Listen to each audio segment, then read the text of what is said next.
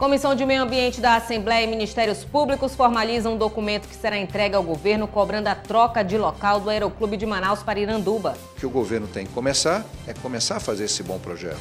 Deputado Serafim Corrêa sugere a redução do ICMS que incide sobre o combustível para diminuir o preço da gasolina. Presidente da Comissão de Defesa do Consumidor, Abdala Frache, reúne operadoras de telefonia móvel que cobrem Iranduba e Barcelos para explicações sobre falhas no sistema. Após 60 anos, Amazonas ganha certificado internacional de estado livre de febre aftosa. Isso significa um grande avanço para o desenvolvimento do nosso setor pecuário. Novos conceitos, mudanças no processo democrático. No encontro com os jovens deputados, presidente Davi Almeida estimula a participação efetiva na democracia brasileira. O Além Notícias já está no ar com os principais fatos do dia no Parlamento Estadual.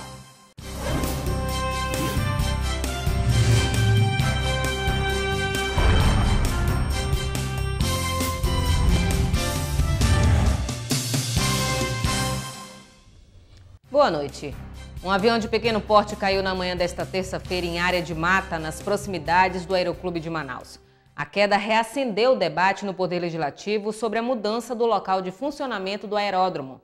A Comissão de Meio Ambiente da Casa, junto com os Ministérios Públicos, formalizaram um documento que será entregue ao governo do estado, cobrando agilidade na troca do local para uma área em Iranduba. Pela segunda vez em 2018, uma aeronave de pequeno porte cai nas proximidades do Aeroclube, zona centro-sul de Manaus. O modelo Caravan de prefixo PT-FLW caiu em uma área de mata e pegou fogo quando se aproximava da pista de pouso. O outro acidente aéreo ocorrido no mesmo local, em fevereiro deste ano, foi mais grave, deixando 4 mortos e uma pessoa gravemente ferida. Atualmente, 12 empresas funcionam no Aeroclube e geram mais de 1.000 empregos diretos. A mudança do Aeroclube para um local mais afastado do núcleo urbano da capital é tema recorrente na Assembleia Legislativa. Os deputados discutem sobre o perigo de uma tragédia de maior proporção, uma vez que atualmente o aeródromo é cercado por áreas residenciais. Neste mês, a Assembleia Legislativa realizou uma audiência pública para discutir a possibilidade da mudança. Como o contrato da aeronáutica com o Aeroclube se encerra em agosto, o deputado Luiz Castro acredita que o momento é ideal para discutir a ideia. Um documento subscrito pelo Ministério Público Federal e Estadual será enviado ao governo do estado, que terá 15 dias para se manifestar sobre a mudança. A ideia é levar o Aeroclube para o município de Iranduba, vizinho da capital. E hoje está sendo dada entrada tanto na Secretaria de Planejamento do Governo do Estado quanto na própria Prefeitura de Manaus. Então o prazo vai correr a partir do dia de hoje. Este documento é referente à necessidade de encontrar uma solução de continuidade no curto prazo, para que nós não tenhamos a solução, a falta de atendimento, a falta de funcionamento do aeródromo durante os próximos meses. Mas é também, no caso do Governo do Estado, uma cobrança para que o Governo do Estado promova, através da sua Secretaria de Planejamento e das demais secretarias, como a de Infraestrutura, um estudo técnico para a mudança de local da pista do aeródromo. Nós temos aí o terceiro acidente em menos de 2 anos, o segundo acidente em menos de 6 meses, e nós temos, no prazo de 1 ano, e nós temos o risco de um desses acidentes, no futuro, Deus o livre, ser em cima de uma área residencial. O líder de governo na casa, deputado Dermilson Chagas, afirmou que o Poder Executivo vai requisitar informações dos empresários de aviação para se manifestar sobre o assunto. Porém, ele defende a transferência do Aeroclube para uma área próximo à BR-174. Isso seria uma preocupação, né? Quem vai fazer esse investimento? Quem que vai realmente investir no novo Aeroclube? De que forma isso vai ser administrado? Qual é a área realmente? Se for uma área da União que o IBAMA tem, que fica na BR-174, fica até mais fácil, né? A União repassar esse terreno e dar ao governo do estado para poder, no futuro, com recurso disponibilizado para poder fazer esse investimento. Se for para indenizar uma área para poder fazer um investimento desse, aí nós temos um custo já mais elevado. Então tem que ser analisado tudo aquilo que realmente tem que ser feito. Nos postos, preços cada vez mais altos. O valor da gasolina no Amazonas foi o tema do pronunciamento do deputado Serafim Corrêa. O parlamentar sugeriu a redução do ICMS que incide sobre o combustível, o que pode representar uma economia ao consumidor. O recente aumento do preço dos combustíveis nas refinarias, anunciado pela Petrobras, já chegou ao consumidor final. Em Manaus, o valor da gasolina nas bombas alcançou a marca de R$ 4,69. A subida do preço foi motivo de um protesto nesta segunda-feira, na Djalma Batista, uma das principais vias da capital. Aproximadamente 300 pessoas bloquearam a avenida, reivindicando a redução no preço dos combustíveis. O tema repercutiu na Assembleia Legislativa. O deputado Serafim Correia lembrou que quase metade do custo dos combustíveis é composta por impostos. O parlamentar sugere o corte do ICMS, tributo estadual que representa 25% do preço ao consumidor. O maior componente no preço da gasolina são os impostos federais e estaduais. Os federais totalizam 20%. E o estadual, que é o ICMS, 25%. A minha proposta é que o governo do estado tome as providências para reduzir de 25% para 18%, reduzindo, portanto, 7 pontos percentuais. Ora, se nós aplicarmos 7% sobre 5%, nós teremos uma redução de 35 centavos. Esse é o caminho para reduzirmos o preço da gasolina. 45% do preço final da gasolina são compostos por impostos estaduais e federais. 30% são decorrentes do preço na refinaria. Outros 11% são relativos ao custo pela adição do álcool anidro. 10% representam o lucro da revenda e 4% os custos de distribuição. Deputada Abdala Frache, presidente da Comissão de Defesa do Consumidor, convocou operadoras de telefonia móvel que cobrem Iranduba e Barcelos para explicações sobre as falhas no sinal. A reunião foi nesta terça-feira. A reunião entre consumidores e representantes das operadoras de telefonia móvel, Claro e Vivo, foi na manhã desta terça-feira, convocada pelo presidente da Comissão de Defesa do Consumidor, deputado Abdala Frache, do Podemos. O parlamentar recebeu reclamações dos moradores de Iranduba, na região metropolitana de Manaus, e de Barcelos, a 405 quilômetros da capital. Como a maioria das cidades do interior do Amazonas, as duas vivem do turismo, agronegócio e do comércio, setores prejudicados com a falha na comunicação de um sinal de telefonia móvel insuficiente para atender as necessidades. O presidente da comissão que trata do assunto na Câmara Municipal de Barcelos explica que consequências mais graves dessa falha pode colocar em risco a vida da população. Essa má prestação ela vem dificultando muito, não só a questão do diálogo entre a população, mas principalmente serviços básicos, como o serviço do hospital, da polícia militar, polícia civil, dentre outros, né? E isso vem trazendo inúmeros problemas para a população. E a população está tendo um transtorno muito grande, porque você sabe que no interior a telefonia fixa ela praticamente acabou. Só utiliza-se hoje a telefonia móvel. E essa má prestação de serviço traz um descontentamento e um desconforto muito grande à população barcelense. Digamos que 50% da nossa população é residente nas comunidades com 5 mil, 6 mil habitantes. A área do Rio Negro, que é uma área turística, que também necessita de comunicação, mas não tem. Então, o que nós estamos buscando é a extensão desse sinal para as nossas comunidades. O representante da Claro, que presta serviço de telefonia móvel para as duas cidades, explica que a empresa respeita o que determina a empresa brasileira de telecomunicações, a Embratel. Todas as metas oferecidas determinadas pela Embratel estão sendo cumpridas conforme nossos relatórios que nós vamos apresentar. Tá? Então, o que pode estar ocorrendo? Pode estar ocorrendo que alguma pousada ou algum cliente esteja uma distância muito grande da célula e fica até um pouco inviável a partir do sinal. Por exemplo, uma célula, não sei exatamente a metragem, mas se estiver exatamente bem dentro de uma selva, de um mato, alguma coisa, não tem como o sinal chegar. O deputado Abdala Frache deve fazer um diagnóstico do problema e formalizar documento às autoridades responsáveis. Existem já os parâmetros todos da Anatel que a comissão já cobra semestralmente, mensalmente, semanalmente. E a gente só precisa que eles nos digam o que está faltando para colocar essas medidas que a Anatel já, através dos contratos, já impôs que as empresas façam. Então, é uma reunião muito mais técnica do que até no sentido de criar algum tipo de sanção para as empresas. A gente quer que o problema resolva, a gente não está interessado em multar, nem criar dificuldades para que o setor privado possa funcionar. Ele apenas precisa sair da situação de conforto que está hoje e prestar um serviço digno para a população. E a deputada Alessandra Campelo denunciou em plenário a falta de projetos técnicos para obras esportivas no estado. A deputada Alessandra Campelo disse em plenário que desde 2014 a Secretaria de Estado da Juventude, Esporte e Lazer, SEGEL, não tem apresentado projetos técnicos de engenharia para a construção de piscinas, quadra poliesportiva e até academias ao ar livre.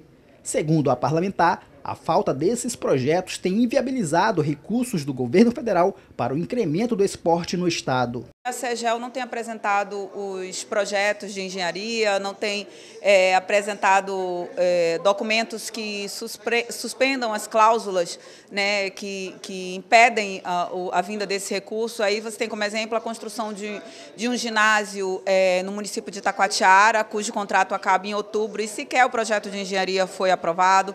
Você tem a questão da construção do ginásio de luta olímpica e boxe lá na Vila Olímpica. Tem a questão da construção da piscina, que até hoje está uma novela e ela vai acabar nem sendo construída, está vindo uma piscina de fora.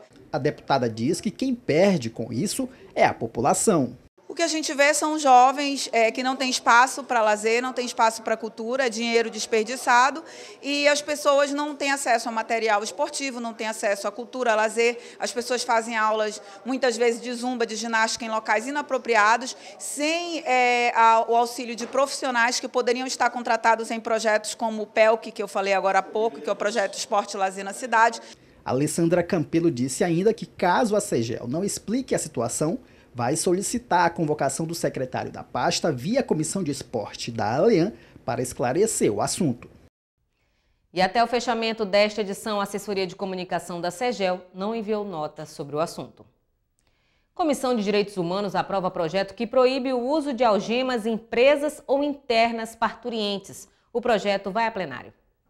O projeto da deputada Alessandra Campelo proíbe o uso de algemas em presas grávidas durante os atos médicos e hospitalares preparatórios para a realização do parto. Pelo texto da matéria, também é proibido a prática após a presa dar à luz. A proposta foi aprovada durante a reunião da Comissão de Direitos Humanos e segue para a votação em plenário. Isso é algo que já é garantido em alguns estados e garante o direito humano mesmo, né? O direito à dignidade da pessoa no momento do parto. Isso é dignidade tanto para a mãe quanto para aquele ser humano que está nascendo aquela criança. Muito embora hoje a própria Defensoria já trabalhe garantindo a liberdade a parte das mães, algumas mães, quando estão no momento ali próximo de ter os seus filhos. Durante a reunião, a comissão também aprovou um projeto do deputado Josué Neto que cria a semana para a sensibilização e defesa da educação inclusiva de alunos com necessidades especiais. A realização de 3 audiências públicas, uma para tratar sobre o combate à homofobia, outra para debater metas do Plano Estadual de Educação e a terceira para avaliar o sistema que administra a fila de espera e a oferta de vaga nas unidades hospitalares do Estado, estavam na pauta. Mas também aprovamos a realização de uma audiência pública convidando o ex-secretário de Obras de Infraestrutura do Estado, Gilberto de Deus, para falar das denúncias, né, que ele está apresentando em relação a obras contratadas pelo Estado nesses últimos anos. A audiência pública com o ex-secretário de Obras deve acontecer no próximo dia 28. Presidente Davi Almeida reúne jovens deputados para tratar sobre política e democracia. E o Amazonas ganha certificado internacional de estado livre de febre aftosa. É o que você vai ver no próximo bloco. Em casa, no carro ou no trabalho, você também pode acompanhar as atividades da Assembleia Legislativa através da Rádio Ali. Sintonize na FM 106,9. E não deixe de saber sobre projetos de lei, agendas e outros assuntos da Casa Legislativa Amazonense. Assembleia Legislativa do Amazonas, cuidando da nossa gente. Na manhã desta terça-feira, os deputados estaduais aguardavam com expectativa a votação no Congresso Nacional do projeto de lei que libera a criação de novos municípios no país. No âmbito estadual, algumas medidas já estão sendo adotadas para permitir o processo de emancipação. O projeto de lei complementar número 137 de 2015, que regulamenta o processo de criação de municípios do Brasil, tramita em regime de urgência na Câmara dos Deputados. Hoje, o Brasil tem 5.570 municípios. Minas Gerais é o estado que concentra o maior número, com 853 unidades municipais. O Amazonas, maior estado da federação, possui apenas 62. Nesta segunda-feira, parlamentares amazonenses se mostraram favoráveis à mudança. Eles apresentaram um pedido de criação de uma comissão especial na Assembleia Legislativa para acompanhar o processo de criação de novas unidades municipais. E eu espero que assim os faça, os deputados federais, que possam devolver às Assembleias Legislativas esta responsabilidade da criação de novos municípios, ou, como nós falamos aqui, a emancipação de alguns distritos. E na semana retrasada, quando o deputado presidente da Câmara Federal, o deputado Rodrigo Maia, esteve na cidade de Manaus, fiz questão de entregar em mãos, e nós documentamos isso, para pedir o apoio nesse sentido, que a Câmara Federal aprove esta matéria e que esta matéria seja enviada em um tempo com certa rapidez, para que essa casa possa já entrar nesse caminho da emancipação dos municípios. Se a Câmara aprovar hoje o projeto de lei 137, certamente a lei diz lá que as assembleias que terão as suas prerrogativas de volta, elas terão que ter uma comissão especial para isso aí. Eu já estou me antecipando, tendo em vista que várias áreas, distritos do Amazonas,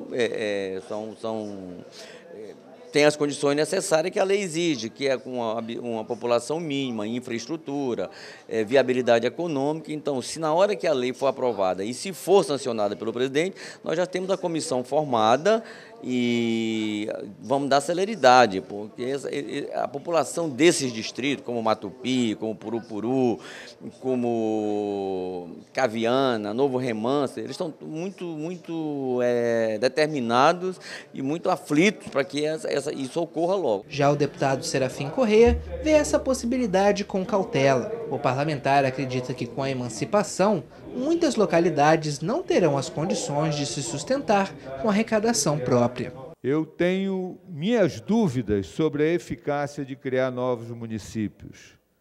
Nós vamos elevar 14 comunidades à condição de municípios. Aí vamos criar uma máquina em cada comunidade dessa que vai consumir dinheiro público. Depois, esses municípios não terão receita própria. Eles vão viver dos repasses do Fundo de Participação dos Municípios e dos repasses do ICMS. Qual é o problema? É que o bolo não aumenta. Aumentam aqueles que vão comer o bolo. Aí o pedaço de cada um será menor.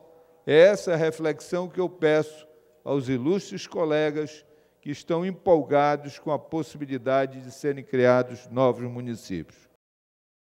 Após 60 anos, o Amazonas ganha certificado internacional de estado livre de febre aftosa. Para o deputado Orlando Cidade, o reconhecimento valoriza o produto da região e possibilita novas oportunidades de investimentos.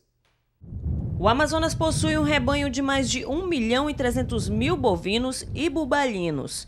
Boca do Acre, Apuí e Manicoré se destacam com os maiores rebanhos do estado. Mesmo com as grandes criações de gado, a febre aftosa ainda representava uma dificuldade para a comercialização. Foram mais de 60 anos de luta contra a doença. E esta semana o Amazonas conquistou a certificação internacional de área livre de febre aftosa. A cerimônia foi durante a 87ª 6ª Sessão Geral da Assembleia Mundial da Organização Internacional de Saúde Animal. Toda a carne produzida no Amazonas, ela é consumida internamente. Agora nós podemos participar das exportações de carne. Isso significa um grande avanço para o desenvolvimento do nosso setor pecuário, principalmente o sul do Amazonas, Apuí, Santo Antônio do Matupi, Boca do Acre, Lábrea, que são grandes produtores de carne.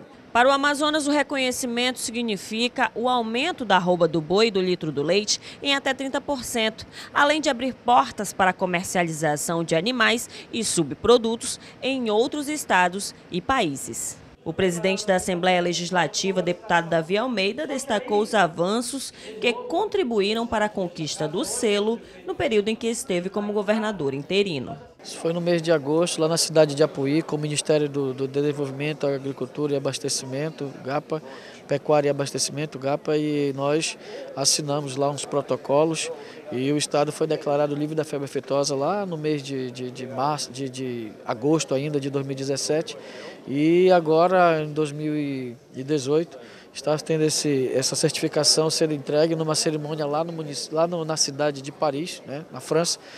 E o estado do Amazonas continuou o trabalho que nós iniciamos. A meta do Ministério da Agricultura, Pecuária e Abastecimento é de que até em 2023 o país esteja livre da febre aftosa sem vacinação.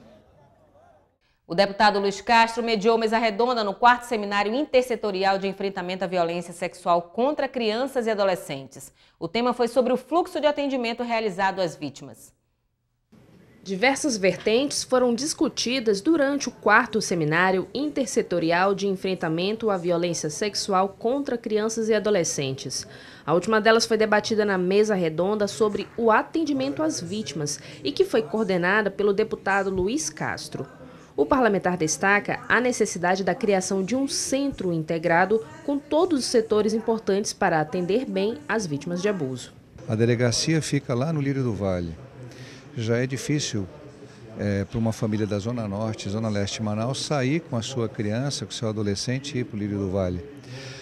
Depois tem que fazer muitas vezes uma perícia no Instituto Médico Legal. Quando o caso é mais grave, vai parar no SAVES. O SAVES na maternidade Moura Tapajós, tudo longe, né? Conselhos tutelares também distantes. Então nós precisamos entender que é preciso aproximar essas instituições. O ideal era ter um centro integrado como Porto Alegre tem aqui em Manaus. O interior é pior.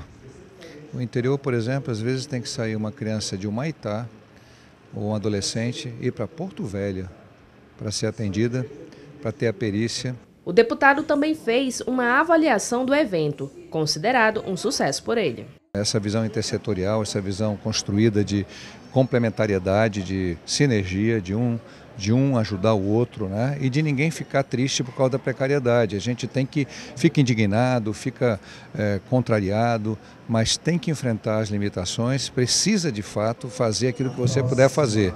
Então a gente está aprendendo juntos.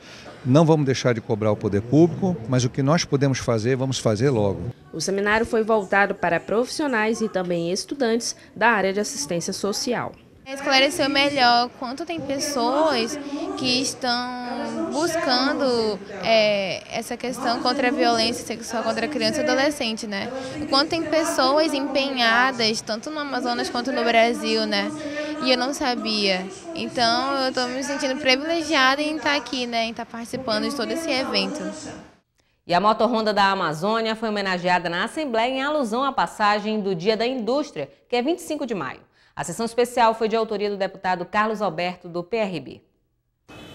Inaugurada em 1976 no Polo Industrial de Manaus, a Motorhonda da Amazônia confeccionou a primeira motocicleta CG, até hoje um dos veículos mais vendidos no Brasil. De lá para cá, a fábrica produziu mais de 23 milhões de motos, além de quadriciclos e motores. A trajetória de sucesso da unidade no Polo Industrial de Manaus foi tema de uma sessão especial realizada no plenário Rui Araújo. A Motorhonda da Amazônia é hoje a maior unidade de produção da empresa em todo o mundo e suas motocicletas dominam 80% do mercado regional. De acordo com o vice-presidente da empresa, o resultado é fruto de disciplina e persistência. Ele destacou a contribuição da Moto Honda para a região. Tenho orgulho em dizer que a Moto Honda teve participação importante na consolidação do modelo da Zona Franca de Manaus e do Polo Industrial de Manaus, contribuindo com a ampla geração de empregos e desenvolvimento social e econômico da região. As milhares de pessoas que fizeram parte do quadro de colaboradores da Honda nesses 42 anos tiveram na empresa uma grande escola e levaram consigo conhecimentos que tenho certeza que contribuíram para a formação dos profissionais do Polo Industrial de Manaus. O deputado Carlos Alberto falou sobre a importância para a economia e a geração de empregos que a Moto Honda traz ao Amazonas. Ela oferece ao estado do Amazonas uma indústria que encontra-se em 160 países, que está há 42 anos no Amazonas, que oferece empregos, que dá condições de sobrevivência a muitas e muitas famílias. Então, nada mais do que justo apresentar essa homenagem. O presidente da Casa, deputado Davi Almeida, também se pronunciou para parabenizar a história da Moto Honda da Amazônia. A maior empregadora do Polo Industrial de Manaus, uma das maiores contribuintes de ICMS, tem ajudado no desenvolvimento do nosso estado, gera aí entre empregos diretos e indiretos algo em torno de 35 mil postos de trabalho. Portanto, é uma homenagem justa e meritória a essa empresa que está instalada há 42 anos no Polo Industrial de Manaus e tem ajudado o estado do Amazonas no seu desenvolvimento.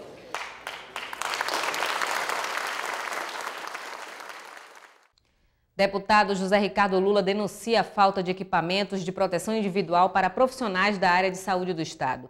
Veja no resumo de notícias. Deputado José Ricardo Lula faz visita de fiscalização a 2 hospitais de responsabilidade do estado em Manaus. Na Policlínica Cardoso Fontes, o parlamentar encontra servidores trabalhando sem máscaras e luvas. Já no Instituto de Saúde da Criança, o parlamentar afirma que o serviço especializado é terceirizado por mais de 10 empresas e que o salário dos funcionários é constantemente pago com atraso. O deputado Cabo Maciel se pronuncia em plenário sobre a falta de infraestrutura que a segurança pública enfrenta no interior. Segundo ele, na calha do Rio Madeira, o efetivo da Polícia Militar é insuficiente. Humaitá, Borba e Manicoré, com mais de 40 mil habitantes, possuem apenas aproximadamente 10 PMs cada. Deputado Luiz Castro defende em plenário mudanças nas regras da tarifa social de água e energia elétrica. Na avaliação do parlamentar, os atuais parâmetros não são adequados para a região norte. O Brasil tem enfrentado uma das maiores crises políticas da história e os jovens exercem papel fundamental nesse processo democrático. Para contribuir com essa renovação, o presidente da Leandro Davi Almeida tenta estimular os estudantes a participarem mais dessa mudança social. E essa foi a pauta do café da manhã do deputado com os membros do Parlamento Jovem. Foi um bate-papo descontraído para aproximar a presidência da Casa com os 24 estudantes que participam do programa Parlamento Jovem desse ano. Assuntos como cidadania, política e educação foram debatidos entre o presidente da Casa, deputado Davi Almeida, com os estudantes durante o café da manhã. Foi uma aproximação excepcional, na verdade, foi uma surpresa para nós, porque antes de chegar aqui, meu amigo ligou falando que iríamos tomar um café com o presidente da Assembleia e eu logo tomei um susto. E chegando assim, aqui nós tivemos uma recepção tão grandiosa por parte dele, ele disponibilizou do tempo dele, disponibilizou dele mesmo para poder se aproximar de nós, conversar e conhecer essa juventude que está participando do Parlamento Jovem. Gostei bastante porque ele realmente se mostrou interessado na gente.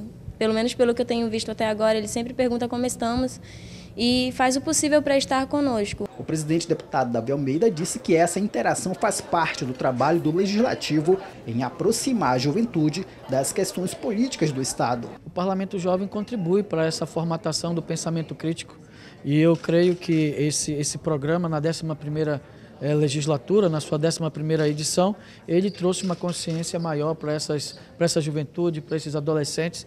Eu creio que ele se presta a esse papel e está cumprindo com o papel para o qual ele foi criado. Em tempos de mudanças políticas, essa foi a primeira vez que um presidente do Legislativo faz esta aproximação com jovens estudantes. Os alunos ficam na ALEAN até esta semana para a elaboração de projetos que devem ser aprovados para concorrerem ao Programa Nacional no Senado Federal. E o ALEAN Notícias fica por aqui. Uma ótima noite para você e até amanhã.